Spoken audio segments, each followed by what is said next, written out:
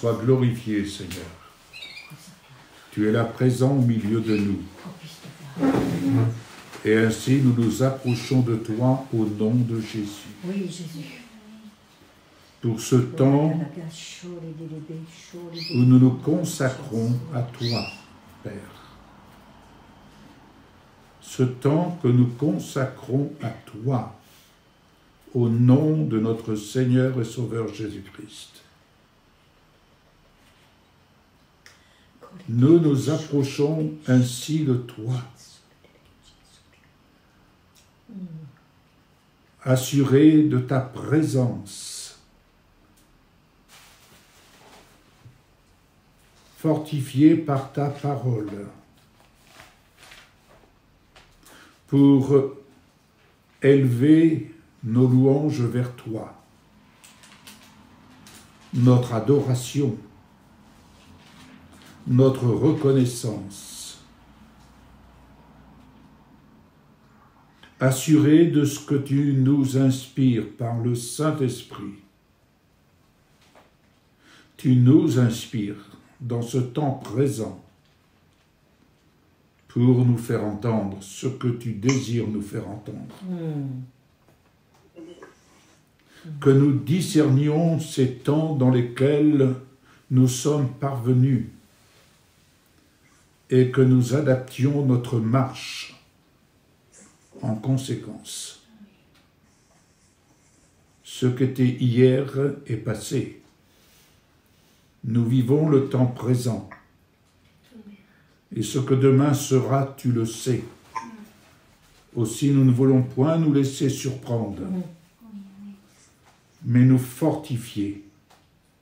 Nous fortifier par ta parole. Parce que ta parole est esprit et vie. Merci, Père, de ta présence au milieu de mes bien-aimés, là où ils sont. C'est une grâce que de pouvoir nous retrouver dans de tels rendez-vous. Nous sommes ensemble avec toi. Et nous croyons, Seigneur notre Dieu, que ta bénédiction demeure au milieu de nous. Et nous prions que ta bénédiction se répande autour de nous. Au nom de Jésus. Amen. Gloire à toi. C'est vrai, Seigneur, cette journée, c'est ta journée. Ce temps que nous prenons, que nous venons passer dans ta présence, c'est un temps qui t'est destiné, Seigneur. Oui. Et nous voulons être à la hauteur pour pouvoir apporter devant toi ce qui t'est apporté, ce qui doit être apporté de ta part. Oui, et nous Père. bénissons ton nom, Dieu d'amour, parce que tu prends soin de porter le message à travers tes serviteurs, Oui, d'apporter Jésus. ce que toi tu veux qu'il soit apporté. Et nous te disons merci, Seigneur. Sois béni pour cette journée que tu as faite. Même s'il pleut dehors, il fait beau dedans, à l'intérieur de nous. Oui, notre Et Père. nous voulons vraiment nous réjouir, Seigneur, avec nos frères et sœurs ici présents, de pouvoir, Seigneur, t'élever, te glorifier Alléluia. au nom de Jésus. Merci, Sois béni, notre Père, pour la oui. grâce que tu nous accordes de pouvoir t'élever librement, Alléluia, Jésus. librement, Seigneur. Et nous Alléluia. te disons merci, Père. Amen. Amen. Gloire à toi, Jésus. Ton nom, c'est vrai, Seigneur, que c'est la journée que tu as faite et elle est pour nous un sujet de joie. C'est un sujet de joie parce que c'est une journée que nous vivons dans ta présence. C'est un culte que nous vivons dans ta présence. Oui. Quelle merveille d'être à nouveau réunis autour de toi, autour de ta parole, autour de ton amour, Seigneur, pour te célébrer, te dire combien nous sommes reconnaissants de t'appartenir, d'être aimés de toi, d'avoir été rachetés par toi. Seigneur, tout notre amour, toute notre adoration, tout notre culte te revient. Et ce matin, Seigneur, nous sommes heureux d'être là, parce que nous savons, Seigneur, que là où 2 ou 3 sont réunis en ton nom, tu es au milieu d'eux. Et nous savons aussi, Seigneur, que tu trônes au milieu des louanges de ton peuple. Alors, Seigneur, nous voulons que tu trônes au milieu de nos louanges ce matin, au milieu de notre reconnaissance, au milieu de notre adoration. Père, merci pour ces moments merveilleux que nous nous apprêtons à vivre dans ta présence. Merci pour ton inspiration, pour ta parole qui sera annoncée, que ce soit une parole puissante révéler la parole dont nous avons besoin chacun, Seigneur, de recevoir. Tu connais nos besoins en matière, Seigneur, de révélation, en matière de ce que nous avons besoin de savoir pour les temps dans lesquels nous sommes. Alors Seigneur, merci, parce que ce matin, tu ouvres nos cœurs et nos esprits, notre cœur et nos oreilles et nos yeux spirituels, afin que nous recevions exactement ce que nous avons besoin ce matin. Oui. À toi l'honneur, à toi la louange au siècle des siècles. Amen. Amen. Gloire te soit rendue, Père. Merci de ce que nous pouvons nous présenter devant le Père. Oui, Seigneur. Notre Créateur. Amen. Lui qui nous a tissés dans le sein de notre mère. Lui qui nous donne la vie. Merci de ce que nous pouvons nous tenir désormais devant toi, Père, au nom de ton Fils Jésus-Christ, don de ton amour pour notre salut. Amen. Amen. Voilà, mon micro est ouvert, vous m'entendez bien? Oui, très bien. Alors, je vais poursuivre sur la même lignée, avec aussi la Bible juive. Et je vous propose de nous rendre dans le livre des Proverbes, au chapitre 6, et à partir du verset 20. Ma lecture est donc dans la Bible juive, ce qui fait qu'elle est toujours un petit peu différente, c'est vrai, de toutes les autres versions, mais c'est vrai qu'elle nous ouvre vraiment l'esprit, parce qu'il y a ce contexte hébreu qui est indispensable pour comprendre la parole, pour comprendre qui était Jésus. Amen. Mon fils, obéis au commandement de ton père et n'abandonne pas l'enseignement de ta mère. Attache-les toujours à ton cœur, fixe-les autour de ton cou. Lorsque tu marcheras, ils te conduiront. Lorsque tu te coucheras, ils veilleront sur toi. Et lorsque tu te réveilleras, ils parleront avec toi. Car la mitzvah est une lampe, la Torah est lumière. Et les réprimandes qui disciplinent sont le chemin de la vie. Elles te gardent de la femme méchante, de la langue séductrice, de la femme débauchée. Mon fils, notre Père, au travers de Salomon, s'adresse à ses fils, à ses enfants, à ses bien-aimés, à ses héritiers, aux fruits de ses entrailles, pas à des étrangers. Mon fils, obéis au commandement de ton père et n'abandonne pas l'enseignement de ta mère. On dit que Dieu est un père au cœur de mère. Et c'est vrai. Dans la Genèse, au verset 1 et au chapitre 37, dans la version de la Bible juive, il est dit « Dieu créa l'être humain à sa propre image, à l'image de Dieu, il le créa, mâle et femelle, il les créa. » Une version en français courant dit « Dieu créa les êtres humains comme une image de lui-même. » Il les créa hommes et femmes, Ish et Isha.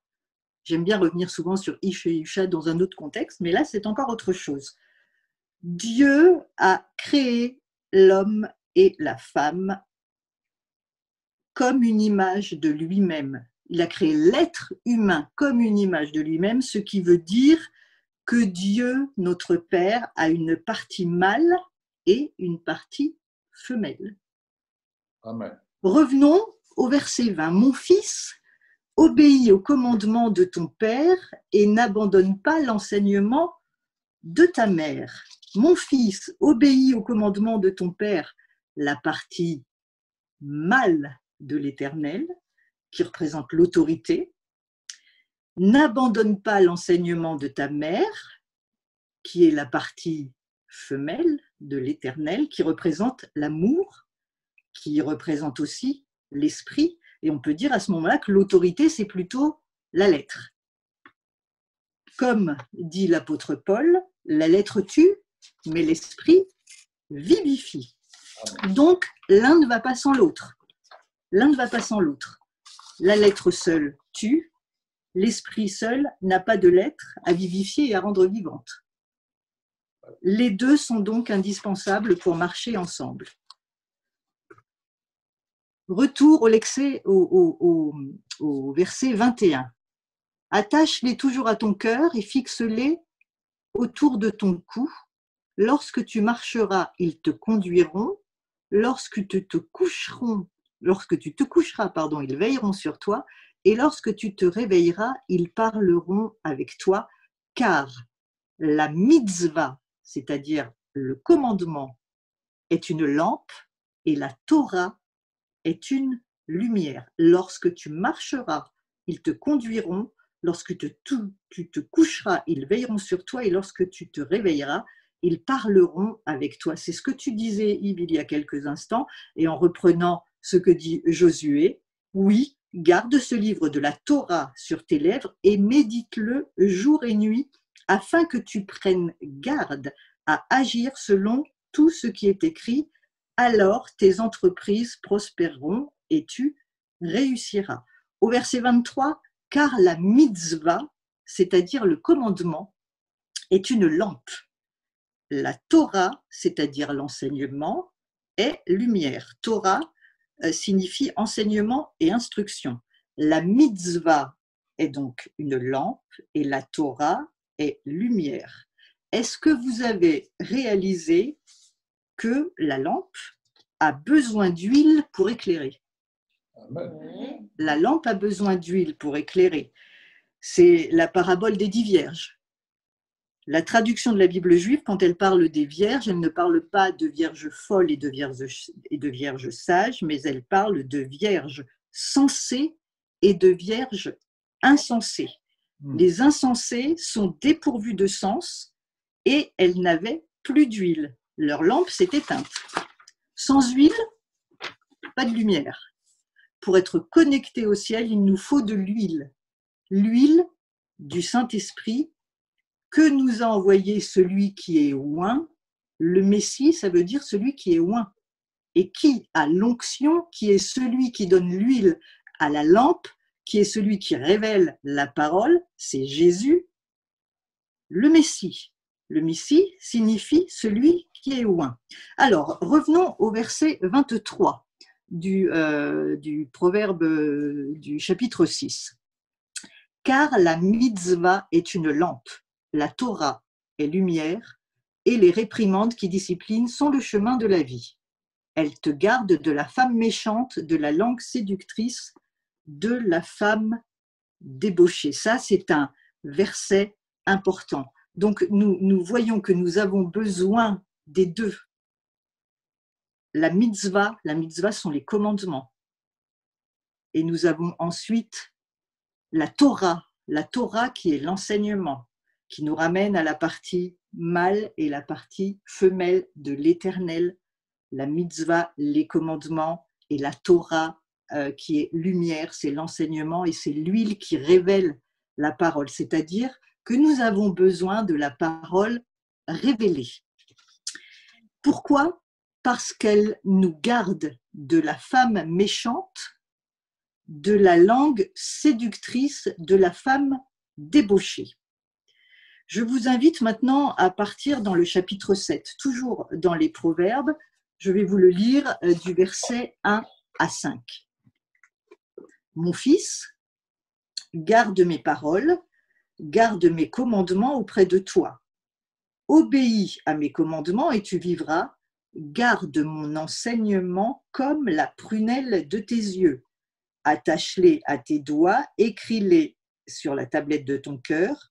Dis à la sagesse, tu es ma sœur. Appelle l'intelligence ta parente, afin qu'elle te garde de la femme étrangère, d'une inconnue au discours séducteur. À nouveau, l'Éternel, par l'entremise de Salomon, nous met en garde. Garde mes paroles, garde mes commandements auprès de toi, obéis et tu vivras. Garde mon enseignement comme la prunelle de tes yeux, c'est-à-dire un trésor. Dis à la sagesse, tu es ma sœur, appelle l'intelligence ta parente. La sagesse dont il est question, la sagesse dont était revêtu Salomon, n'était pas une sagesse humaine. Cette sagesse-là, c'était la sagesse qui vient du ciel, c'est-à-dire le Saint-Esprit. Verset 5, à nouveau cet avertissement, afin qu'elle te garde de la femme étrangère, d'une inconnue au discours séducteur. Je vais vous lire maintenant le passage toujours dans Proverbe 7, la suite donc, du verset 6 au verset 23. Écoutez bien les paroles, je suis toujours dans la version de la Bible juive. Car j'étais à la fenêtre de ma maison regardant par le treillis, lorsque je vis parmi les jeunes hommes, parmi ceux qui ne réfléchissent pas, un homme dénué de tout bon sens. Il traverse la rue près de l'angle de chez elle et continue vers sa maison, c'est-à-dire vers la femme étrangère au discours séducteur. Le crépuscule se change en soir et finalement en nuit sombre et noire. Alors, une femme s'approche de lui, habillée comme une prostituée, rusée de cœur. Elle est vulgaire, impulsive, ses pieds ne restent pas dans sa maison, mais elle épie les rues et les places, elle rôde à chaque coin de rue. Elle le saisit, lui donne un baiser et d'un air effronté, elle lui dit « Je devais présenter des offrandes de paix et j'ai accompli mes vœux aujourd'hui. C'est pourquoi je suis sortie à ta rencontre pour te chercher et maintenant je t'ai trouvé. J'ai étendu sur mon lit des couvertures, des étoffes de lin coloré d'Égypte. J'ai parfumé ma couche avec de la myrrhe, de l'aloès et de la cannelle. Viens, enivrons-nous de caresses jusqu'au matin, nous jouirons ensemble de l'amour. Mon mari n'est pas à la maison, il est parti pour un long voyage. Il a pris un sac d'argent avec lui et il ne reviendra qu'à la pleine lune. » Revenons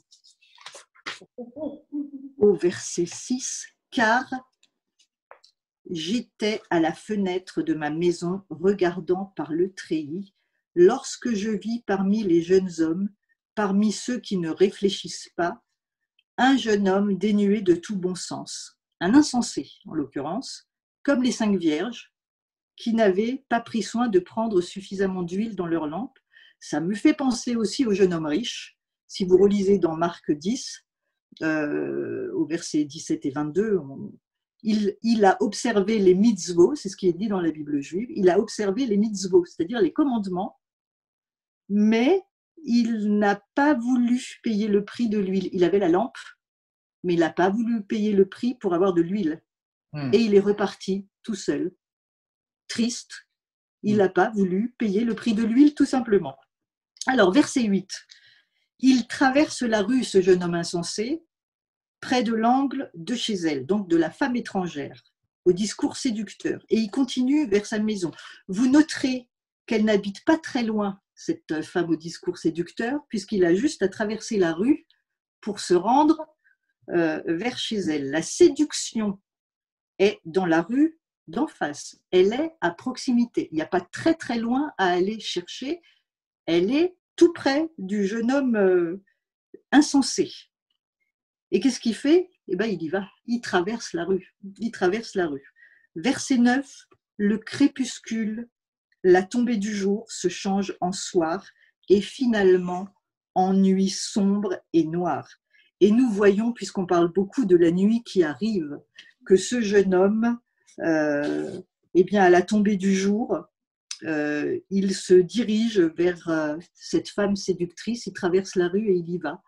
Et la nuit arrive, et finalement, cette nuit, elle se transforme en nuit noire, en nuit sombre et noire. On est vraiment, je crois, au crépuscule, et la nuit arrive. Oui. La nuit arrive. Verset 10. Alors, une femme s'approche de lui, habillée comme une prostituée, rusée de cœur.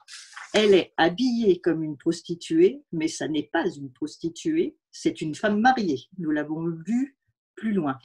Verset 11, elle est du genre vulgaire, impulsive, ses pieds ne restent pas dans sa maison, mais elle épie les rues et les places, elle rôde à chaque coin de rue. Le diable est comme un lion rugissant, cherchant qui il dévorera. Cette femme, elle cherche, ses pieds ne restent pas dans sa maison, on sent qu'elle est aux aguets et qu'elle cherche qui elle va pouvoir dévorer, qui elle va pouvoir attraper. Et malheureusement pour ce jeune homme, au verset 13, elle le saisit, elle l'attrape. Mais elle l'attrape, c'est lui qui a été vers elle, il a traversé la rue. Elle le saisit et elle lui donne un baiser. Pourquoi est-ce qu'elle peut le saisir? Tout simplement, oui, parce qu'il a traversé la rue, il est sorti de la zone de protection. Oui. Il s'est dirigé vers elle. Ce n'est pas elle qui a traversé la rue, hein. C'est lui qui a traversé la rue et c'est lui, ce jeune homme dépourvu de sens, qui a été vers elle et elle l'a saisi. Continuons l'histoire. Ça devient moins drôle, hein. Je vous dis ce qui se passe après, c'est nettement moins drôle. Donc, versets 13 à 18. Elle le saisit, elle lui donne un baiser et elle lui dit d'un air effronté: « Je devais présenter des offrandes de paix et j'ai accompli mes vœux aujourd'hui. C'est pourquoi je suis sortie à ta rencontre, puisque tu venais vers moi, pour te chercher et maintenant je t'ai trouvé. J'ai étendu sur mon lit des couvertures, des étoffes de lin coloré d'Égypte. J'ai parfumé ma couche avec de la myrrhe, de l'aloès et de la cannelle. Viens, enivrons-nous de caresses jusqu'au matin. Nous jouirons ensemble de l'amour. » Est-ce que quand vous entendez toutes ces phrases douces et enivrantes, ça ne vous rappelle pas quelque chose? Le cantique des cantiques. Oui. On se croit dans le cantique des cantiques. Cette séductrice, elle se fait passer pour l'épouse que Jésus vient chercher. Oui. C'est une usurpatrice, cette séductrice. Si vous lisez au chapitre, dans le Cantique des Cantiques 4, au verset 13, quand le fiancé parle de sa fiancée, il dit: « Tu es un verger qui produit des grenades et d'autres fruits précieux, le henné et le nard, le safran et la canne à sucre aromatique, la cannelle et toutes sortes d'arbres à encens, le myrrhe, l'aloès, toutes les meilleures épices. Tu es une fontaine de jardin, une source d'eau vive coulant du Lébanon. » Elle se fait passer, elle l'attire avec des paroles qui lui font croire qu'elle est l'épouse, qu'elle est la fiancée que Jésus vient chercher. Si vous regardez également le verset 6 du Proverbe 7, parce que vraiment là il y a usurpation, hein. C'est la séduction essaye de se faire passer pour. Car j'étais à la fenêtre de ma maison regardant par le treillis. Alors ça, c'est à ce moment-là Jésus qui parle.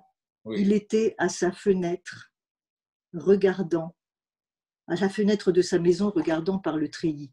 Si vous regardez toujours dans le Cantique des Cantiques, verset 2, verset 9,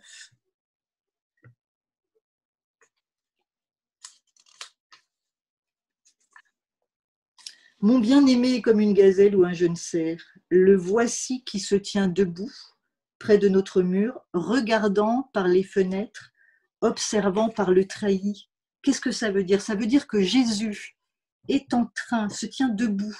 Il regarde par les fenêtres, observant par le treillis, parce qu'il regarde premièrement sa fiancée, son épouse en train de se préparer. Il est en train de nous observer, mais il voit aussi dans le même temps, parce que c'est du même endroit, oui, à sa fenêtre, en regardant par le treillis, qu'il voit le jeune homme insensé en train de partir vers la séductrice. Oui. C'est pourquoi il nous met en garde, parce que ces deux choses se passent en même temps. En même temps. Jésus se tient debout, il regarde par les fenêtres, observant par le treillis, il regarde et il voit sa fiancée, son épouse, en train de se préparer, et il voit aussi la séductrice qui essaye de se faire passer pour son épouse. C'est pourquoi il nous met en garde. Verset 19, la suite du chapitre 7 des Proverbes. Mon mari n'est pas à la maison, il est parti pour un long voyage. Il a pris un sac d'argent avec lui et il ne reviendra qu'à la pleine lune. Mon mari n'est pas à la maison, il est parti pour un long voyage. Là encore, c'est une usurpation. Notre époux est parti pour un long voyage. Il doit revenir nous chercher. Il doit revenir chercher l'épouse. Mais elle, la séductrice, elle lui dit aussi, pareil, pour essayer de l'enjôler, elle lui dit « Mon mari n'est pas à la maison, il est parti pour un long voyage. » La différence, c'est que son mari à elle, il a pris un sac d'argent et il ne reviendra qu'à la pleine lune. Et là, on sait qu'il ne s'agit pas du tout de Jésus, qui n'est pas parti avec un sac d'argent et qui ne reviendra pas à la pleine lune. Verset 20, le piège se referme. Avec toutes ces douces paroles, elle le convainc. Elle l'attire par ses paroles séduisantes. Immédiatement, il la suit.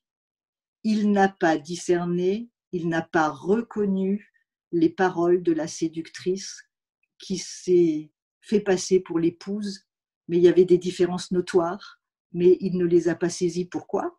Parce qu'il n'avait pas d'huile. Il n'avait pas d'huile. Il n'a pas pu reconnaître. Du coup, il la suit, mais il la suit comme un bœuf en route vers l'abattage, comme un sot qui sera châtié dans les ceps. C'est terrible, parce que les ceps, vous savez, c'est ce qu'on mettait au pied des esclaves pour les tenir enchaînés. Oui. Il tombe dans l'esclavage, comme un oiseau se précipitant vers un piège, sans savoir que sa vie est en jeu, jusqu'à ce qu'une flèche lui perce le foie. C'est terrible. Il va vers la mort. Il va vers la mort. Le piège s'est refermé sur lui et c'est fini. Game over, comme on dit. La séductrice s'est fait passer pour l'épouse de Jésus, sauf que son mari à elle, donc, n'est pas Jésus, qui nous emmène vers la vie éternelle. Son époux à elle, c'est le diable, qui va emmener ceux qui tombent dans le piège vers la mort éternelle. C'est terrible. Écoutez-moi, dit le verset 24. Après avoir développé ça, le Seigneur revient et dit, mais maintenant, fils, enfant, écoutez-moi, soyez attentifs à ce que je dis. Que votre cœur ne se tourne pas vers ces voies, ne vous écartez pas sur ces sentiers, car nombreux sont ceux qu'elle a frappés à mort. Ce jeune homme vient de se faire frapper à mort. Nombreux sont celles qu'elle a frappées à mort, nombreux sont ceux qu'elle a tués. Sa maison est le chemin du Sheol. Le Sheol, c'est le séjour des morts. Elle conduit jusqu'au couloir de la mort. C'est très sérieux. Il en va vraiment de notre vie. Obéis à mes commandements et tu vivras. C'est ce qu'il nous dit juste avant. Garde mon enseignement comme la prunelle de tes yeux. Dis à la sagesse, tu es ma sœur, à l'intelligence, tu es ma parente, afin qu'elle te garde de la femme étrangère, d'une inconnue au discours séducteur. On revient toujours dimanche après dimanche sur l'intimité nécessaire avec le Messie, le oint, celui qui a l'onction, celui qui nous donne l'huile pour éclairer notre lampe. Seule notre relation avec Jésus peut nous permettre de ne pas nous faire piéger par la séductrice, celle qui essaie de se faire passer pour l'épouse de Jésus. C'est vraiment très, très subtil. Alors pour terminer, je vous encourage à lire le chapitre 8 des Proverbes. Je vais quand même vous lire la suite parce que la Bible est séparée par chapitres, mais à l'origine, ça s'enchaîne tout. Si vous lisez la suite, je vais quand même vous lire un bout du Proverbe 8, versets 1 à 11. La sagesse appelle, l'intelligence élève sa voix sur les hauteurs, le long de la route, là où les sentiers se croisent, elle se tient debout. Près des portes qui mènent à la ville, aux entrées, elle élève la voix. Peuple, je t'appelle et j'élève ma voix vers toute l'humanité. Vous qui ne dirigez pas vos vies, apprenez la prudence. Quant à vous, sots, apprenez le bon sens. Écoutez, écoutez, je vais dire des choses importantes. Lorsque je parle, mes paroles sont droites. Ma bouche dit ce qui est vrai, car mes lèvres ont le mal en horreur. Toutes les paroles de ma bouche sont justes. Il n'y a rien de faux ni de tortueux en elles. Elles sont toutes claires pour ceux qui comprennent et franches pour ceux qui obtiennent la connaissance. Recevez mon instruction plutôt que l'argent, la connaissance plutôt que l'or le plus fin, car la sagesse est meilleure que les perles Rien de ce que tu veux ne se compare à elle. En résumé, nous avons besoin de nous tenir de plus en plus près de Yeshua, le Messie, de Jésus, notre Seigneur, celui qui revient nous chercher, notre époux. La séductrice, elle est dans la rue d'en face. Elle n'est pas loin. Et elle a des paroles doucereuses. Et si nous ne sommes pas éveillés et si nous ne reconnaissons pas la voix de notre bon berger, nous risquons de nous laisser enjôler parce qu'elle adopte, cette séductrice, les mêmes paroles. Oui. Il y a des différences, mais elle se sert des paroles pour nous inviter à nous enivrer avec elle. Elle nous parle d'amour, elle nous parle de myrrhe, d'aloès, de cannelle. Elle reprend vraiment des termes et des expressions et des paroles qui sont la propriété de Jésus, le Messie, et qu'il adresse à sa fiancée, à l'épouse qu'il vient chercher. Amen. La séductrice est une usurpatrice, c'est une menteuse. C'est le diable en l'occurrence. Je crois que le diable, on le sait, est l'imitateur de Dieu. Il essaye d'imiter. Jésus a une épouse, le diable en a une aussi. Forcément, voilà. C'est cette séductrice. Elle est subtile. Ne nous laissons pas piéger, mais nous ne nous laisserons pas piéger parce que le Seigneur nous parle jour après jour, dimanche après dimanche, jour et nuit. Il nous le dit. Et je vais vous dire, je vais vous relire le verset 22 du chapitre 6. Lorsque tu marcheras, ils te conduiront. Lorsque tu te coucheras, ils veilleront sur toi. Et lorsque tu te réveilleras, ils parleront avec toi. Il s'agit de sa parole révélée, des commandements, des mitzvahs, des mitzvot, donc de la Torah qui est lumière. Ne nous éloignons pas de la parole, mais restons plongés dans cette parole révélée. Et plus nous serons intimes avec notre Seigneur, plus il nous révélera ses secrets et plus nous aurons l'oreille aguerrie, l'oreille de notre esprit. Nous serons sensés. On a le sens, comme les vierges, les 5 qui ont du sens, parce qu'elles ont de l'huile dans leur lampe, parce qu'elles sont restées en éveil. Voilà ce que je voulais vous dire. La séductrice, elle n'est pas loin. On a écouté, je ne sais pas si vous avez écouté tous qui êtes là, le message sur la porte de la nuit de Jacques Collant qui parle de la séduction. Mais la séduction, elle est là. Elle est à notre porte. Elle n'est pas loin. Elle est la rue en face, en fait. Le jeune homme dénué de sens, il a juste traversé la rue pour aller la rencontrer. Alors, soyons prudents. Soyons prudents, soyons éveillés, soyons remplis et ayons de l'huile dans notre lampe. Voilà ce que je voulais vous partager ce matin. Amen, amen. Merci Seigneur. Valérie. Merci Seigneur. Gloire à Dieu. Nous allons partager le repas de la Sainte Seine.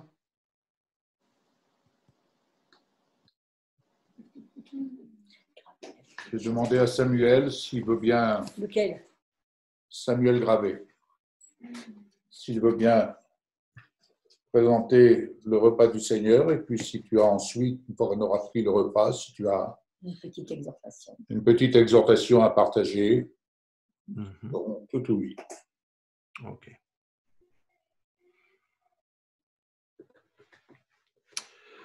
Car voici la tradition que j'ai reçue du Seigneur, 1 Corinthiens 11, verset 23. Car voici la tradition que j'ai reçue du Seigneur et que je vous ai transmise. Le Seigneur Jésus, dans la nuit où il fut livré pour être mis à mort, a pris du pain.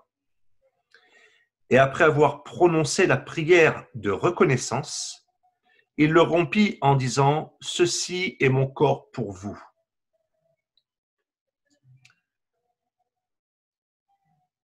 Ceci est mon corps pour vous. Faites ceci en souvenir de moi. De même, après le repas, il prit la coupe et dit, « Cette coupe est la nouvelle alliance scellée de mon sang. Faites ceci toutes les fois que vous en boirez en souvenir de moi. Donc, chaque fois que vous mangez de ce pain et que vous buvez de cette coupe, vous annoncez la mort du Seigneur, et ceci jusqu'à son retour. C'est pourquoi quiconque mangerait le pain ou boirait la coupe du Seigneur d'une manière indigne se rendrait coupable envers le corps et le sang du Seigneur. Que chacun donc s'examine sérieusement lui-même et qu'alors il mange de ce pain et boive de cette coupe. Car celui qui mange et boit sans discerner ce qu'est le corps se condamne lui-même en mangeant et en buvant ainsi. C'est pour cette raison qu'il y a parmi vous tant de malades et d'infirmes et qu'un certain nombre sont morts. Si nous discernions ce que nous sommes, nous ne tomberions pas sous le jugement, mais les jugements du Seigneur ont pour but de nous corriger afin que nous ne soyons pas condamnés avec le reste du monde. Éternel des armées, Dieu Tout-Puissant, Roi de nos cœurs, notre amoureux divin, toi qui as donné ta vie pour chacun d'entre nous ici présents, alors que nous nous apprêtons à prendre ce repas, Seigneur, nous voulons avant tout te remettre nos cœurs. Nous venons te présenter nos cœurs, Seigneur. Et que si dans nos cœurs il y ait quoi que ce soit, Père, si dans nos cœurs il y ait une tâche, Seigneur Jésus, nous venons la déposer devant toi, Seigneur, oh Dieu, et nous te demandons pardon. S'il y a quoi que ce soit dans nos cœurs qui ne t'honore pas, si durant cette semaine, Seigneur Jésus, nous avons fait des choses qui ne t'ont pas glorifié, si nous avons eu quelque chose contre une personne, si nous avons eu des mots contre une personne, nous te demandons pardon. Tu nous dis, Père éternel, de faire ceci en mémoire de toi. Tu as pris ce repas alors qu'il y avait un traître à ta table. Et ce traître, Seigneur Jésus, tu ne l'as pas dénoncé. Ça, Seigneur Dieu, c'est la puissance de ton amour. Tu ne l'as pas livré, il s'est livré lui-même. Voilà pourquoi je fais cette prière, Seigneur. Que chacun, tous autant que nous sommes, soyons trouvés purs devant toi, qu'il n'y ait rien en nous qui vienne entacher cette prise du repas, ce repas qui est si sacré, ce repas qui représente ta crucifixion, mais qui représente aussi ta résurrection. Car par ton sang qui a coulé, tu nous as donné la vie éternelle. Par ton sang qui a coulé, tu nous as purifiés et lavés de tout péché. Pour cela, nous voulons te dire merci, Seigneur. Oui. Merci pour ce repas de gloire. Merci pour ce repas dans lequel il y a la vie. Amen. Ce repas dans lequel se trouve la guérison. Oui. Ce repas dans lequel se trouve la délivrance. Amen. Ce repas dans lequel se trouve une puissance de guérison, de transformation, d'élévation. Oui, Jésus. Tu nous diras plus loin, Seigneur, que tu ne reprendras plus jamais de ce repas, si ce n'est le jour où nous nous retrouverons avec toi. Alors, Seigneur Jésus, en prenant ce repas, nous voulons déjà nous projeter. Nous voulons nous projeter le jour où nous serons avec toi. Au travers de ce repas, nous venons prophétiser. Nous venons mettre un acte prophétique sur ce repas que nous allons prendre avec toi dans les ciels. Au nom de Jésus, ce repas, cette table que tu as dressée dans les cieux pour nous. Oui. Nous prenons ce repas en prophétisant que nous le voyons s'accomplir. Alléluia. Au nom de Jésus. À toi soit toute la gloire, Seigneur. À toi soit toute la gloire, Père. Amen. Amen. Alléluia. Prenons le pain. Mandaka, papa, Voilà.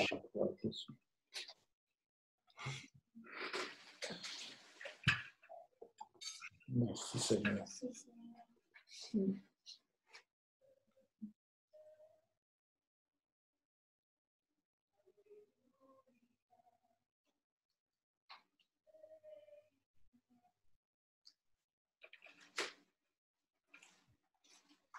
Et prenons la coupe.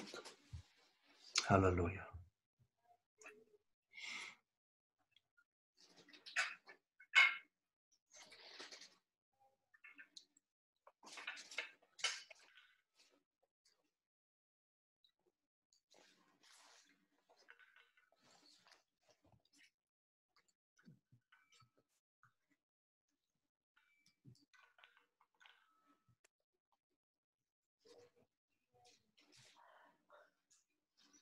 Gloire à toi, Seigneur.